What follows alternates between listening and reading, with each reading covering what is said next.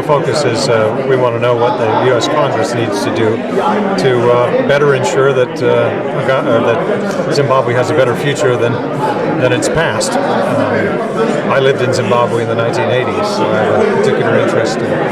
We want to make sure that what's happened in the last couple of weeks actually prompts more democracy, that the elections actually come off next year, but more importantly, that they take the right steps beforehand to make sure that those elections are free and fair, and that Zimbabweans can, for the first time in a long while, actually express their opinions at the ballot box. Sorry. But what is your impression of the deliberations here, especially from Zimbabweans? Well, there's, obviously there's concern that the change, that the coup will just lead to continued oppression like we've seen before. We want to make sure that that doesn't happen. The most important thing, I think, for us to do is to make sure that the pressure that we put on Zimbabwe, particularly the individual leaders through sanctions, and that the international community, the limits that they've placed on Zimbabwe in terms of new loans and whatnot, are held in place until we see actual progress, not just rhetoric. That includes sanctions, right? That includes sanctions, yes, certainly. The individual sanctions, and then most important probably is that the international institutions, the World Bank, IMF, Paris Club, and others make sure that they hold Zimbabwe's feet to the fire.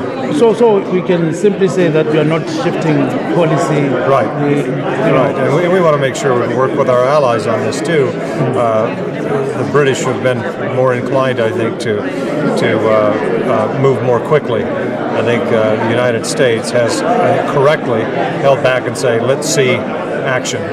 Let's see evidence that some of these reforms are going to actually happen. You seem to be very, concerned about the Kukuraundi atrocities that were committed by the Fire Brigade. So what are you going to do as a government? I think they're part of moving on is acknowledging mistakes of the past. And I think that Zimbabwe certainly still has a long way to go there. This can be done, as one of the panelists said, without much cost. Simply an acknowledgement and moving ahead. But I don't think the government has fully done that at this point. And when some of the individuals in government are still maintaining that there was no fault, that's a problem. And critics are saying that the United States government and Congress were actually ignoring the atrocities. What could be your reaction to that?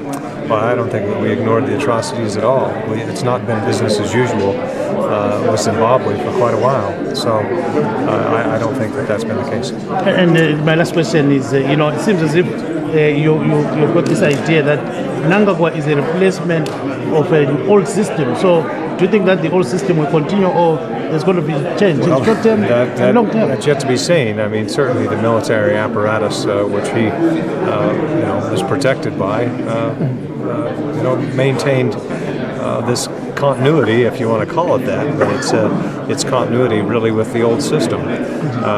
We have to have free and fair elections, and you have to take a number of steps beforehand to make sure that they are free and fair. So we'll see if that happens. And I guess we deploy some kind of observers during the elections. Yeah, you bet. That's part of it.